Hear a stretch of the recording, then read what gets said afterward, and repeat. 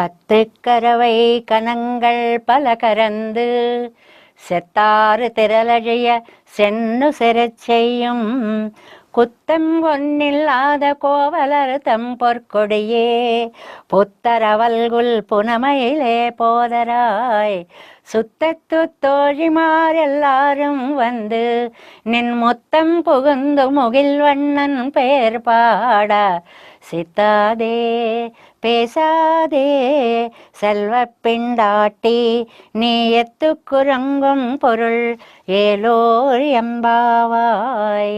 ஆண்டாள் திவ்ய திருவடிகளே శరణం. కత్తుకరవై కనంగల్ పలకరందు. ఈనాటి పాసురంలో ఒక అద్భుతమైనటువంటి భావన. ముందుగా మనం ఇందులో ఆళ్వార్లను చెప్పేసుకుందాం. ఇవాళ రెండవ ఆళ్వార్లైనటువంటి పూదత్తాళ్వార్ల యొక్క వైభవం. వీరి ముగ్గురి కథని మనం ఒక్కరోజైనా చెప్పుకోవాలి.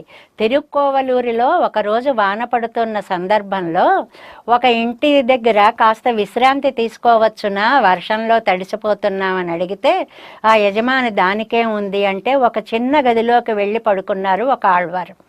ఆ తర్వాత రెండవ ఆయన వచ్చారు. ఏమండి నేను కూడా రావచ్చా అన్నారు. తప్పకుండానండి, ఒకరు పడుకునే చోట ఇద్దరం కూర్చోవచ్చు అన్నారు.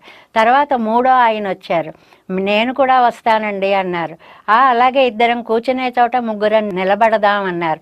ఇలాంటి పొయ్యిగా పూదత్త పేయాళ్వారనే ఈ ముగ్గురు ఒక చోట చేరేటప్పటికీ భగవంతుడికి ఆనందం కలిగి తాను లక్ష్మితో సహా బయలుదేరి వచ్చి వారి మధ్యలో ఇరుక్కుంటున్నాడు. ఒకరినొకరు తోసేసుకుంటున్నట్లుగా ఉంది. ఏమిటి ఇది అంటే అప్పుడు దీపం వెలిగించారు మొదటి ఆళ్వారు, రెండో ఆళ్వారు, మూడో ఆళ్వారు. నిన్న మనం చెప్పుకున్నామే, ఆ దీపపు కాంతితో లక్ష్మీనారాయణల సందర్శనం చేసుకున్నారు. అందులో రెండవ ఆళ్వారు అనమాట ఇవాళ పూదత్త ఆళ్వార్లు. ఈయన మొదట ఆయన వెలిగించిన దీపం ఒక రకం కనపడే వస్తువులతో అయితే ఈయన వెలిగించినటువంటి దీపం భావానికి అందేటువంటి అద్భుతమైన దీపం అన్నమాట. ఈ తిరుక్కార్తిలో మనం ఈ పాసురాలని, మంగళహాసన పాసురాలని చదువుకుంటూ ఉంటాం.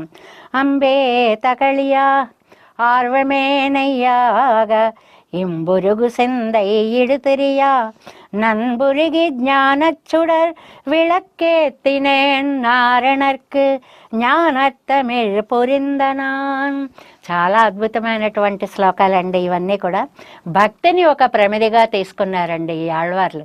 కనపడేటువంటిది కాదు, ఒక ఊహాపరమైనటువంటి దివ్యజ్యోతిని వెలిగించడము అన్నమాట. అందులో భగవంతుడి యందు మనకుండే ఆర్తి అనేటువంటి దాన్ని నెయ్యిగా పోశారు. ఆ ఆనందాన్ని చాలా ఒక ఒత్తిగా పెట్టారు.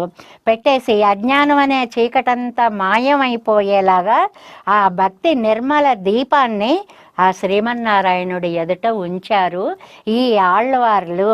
అంటే అలాంటి ఆళ్వార్లని నిండు మనస్సుతో మనం ప్రార్థించాలి అనేటువంటి విషయాన్ని ఇందులో మనకి చెప్తారు. ఆళ్వార్లను చూస్తే అలాగా పూదత్తాళ్వార్లు. మరి ఆచార్యుల విషయం చూస్తే శ్రీమద్ యామునమునయే నమ. యామునాచార్యుల వారిని మనం తలుచుకోవాలి.